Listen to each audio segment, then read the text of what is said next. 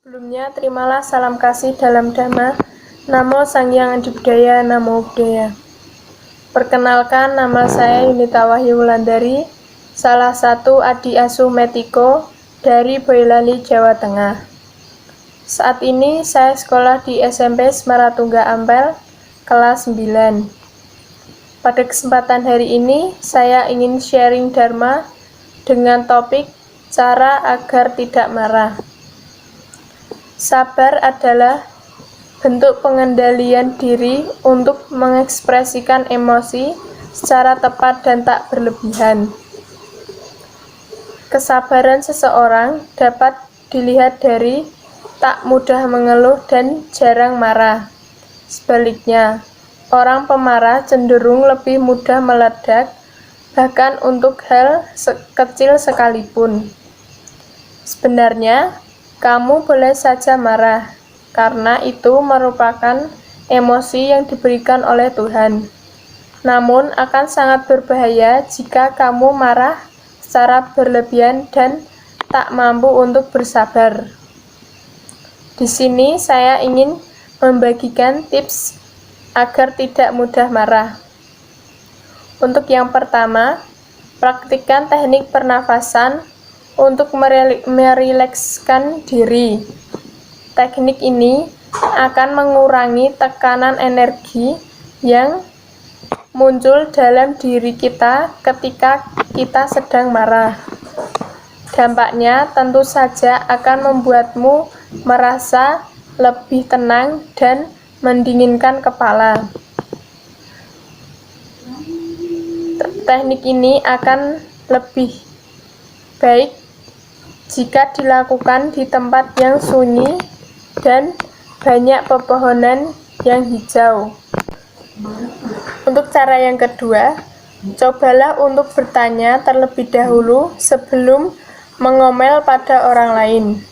Sebagai contoh, ketika temanmu terlambat datang hingga membuatmu menunggu lama, tahan dirimu untuk langsung mengomel. Cobalah tanyakan alasan keterlambatannya ini. Tujuannya adalah untuk mengetahui sesuatu yang mungkin tidak kamu ketahui. Jika kamu langsung mengomel pada dia, kamu tidak tahu apa yang terjadi pada dia hingga membuatnya dia terlambat. Malah kamu memarahinya, dan kamu tidak tahu sebenarnya yang terjadi. Jadi, kamu perlu tanya terlebih dahulu sebelum marah pada orang lain. Untuk tips yang ketiga adalah nikmati sebuah proses dengan menghindari kepuasan instan. Jika kamu terbiasa mendapatkan kepuasan secara instan, maka kamu tak akan bisa menghargai sebuah proses dan kesabaran. Contohnya, ketika kamu membeli pizza lewat drive-thru dibandingkan masak sendiri, tentu hal tersebut terasa sangat praktis. Sayangnya, dalam hidup tak semua hal bisa didapat secara instan. Jika kamu tak biasa dengan proses, hal ini akan membuatmu marah. Kamu tak suka menunggu, terbiasa serba cepat. Jadi, cobalah memperlambat ritme dan nikmati setiap tahapan hidup, agar kamu terbiasa dengan proses dan hidup penuh kesabaran dan menghindari sebuah kepuasan secara instan. Kemudian tips yang keempat adalah lakukan hal yang membuatmu sibuk ketika menunggu sesuatu atau seseorang. Bagi sebagian orang, menunggu adalah aktivitas yang memicu emosi.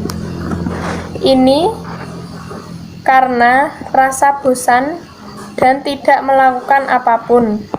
Mulai sekarang, cobalah untuk menyibukkan diri dengan melakukan sesuatu yang membuatmu merasa sibuk.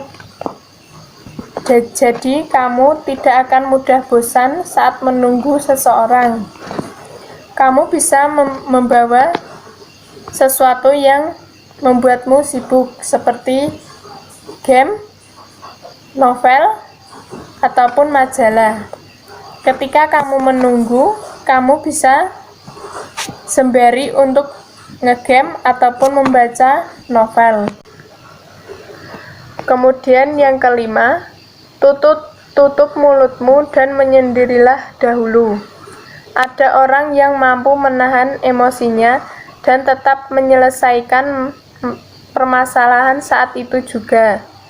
Sebagian lagi tidak bisa menahan mulutnya untuk berteriak dan memaki ke arah lawannya. Jika kamu termasuk tipe kedua, coba bungkam mulutmu untuk menjagamu dari mengatakan sesuatu kalimat yang tidak baik dan hanya akan membuatmu menyesal di kemudian hari. Memberi waktu untuk menyendiri akan membuatmu berpikir lebih jernih dan tenang. Jika kamu terus saja mengomel dan mengucapkan kata yang tidak baik, itu akan membuatmu menyesal dan juga akan membuat orang lain merasa sakit hati dengan ucapan yang tidak baik itu. Jadi lebih baik kamu tutup mulut saat sedang emosi dan menyendiri terlebih dahulu untuk merenungkan semua yang membuatmu merasa marah. Kemudian yang keenam adalah cobalah untuk membaca artikel-artikel tentang kesabaran atau cara-cara untuk bersabar, supaya kamu dapat mempraktikannya di kehidupanmu ataupun di dalam kehidupan sehari-hari. Manfaat membaca artikel-artikel kesabaran adalah meningkatkan pengetahuan tentang kesabaran dan membuatmu sedikit lebih sabar dari sebelumnya. Jadi, ketika kamu membaca artikel tersebut, kamu menjadi tahu cara-cara untuk bersabar dan manfaat-manfaat bersabar. Jadi kamu lebih tahu dan kamu menjadi tak mudah emosi lagi dan tahu mengatasi emosi bagaimana. Mungkin itu saja yang dapat saya sampaikan. Kurang dan lebihnya saya mohon maaf sebesar-besarnya. Akhir kata dari saya, Namo Sang Hyang Adibudaya, Namo Buddhaya. Hai teman-teman, perkenalkan nama saya Jolin. Terimalah salam Buddhis dari saya. Namo Sang Hyang Adibudaya, Namo Buddhaya. Tetap dukung channelnya YouTube Kakak Asumetiko dengan cara like, komen, share, dan subscribe. Oh ya, jangan lupa tekan tombol loncengnya agar tidak ketinggalan seputar Kakak Asumetiko.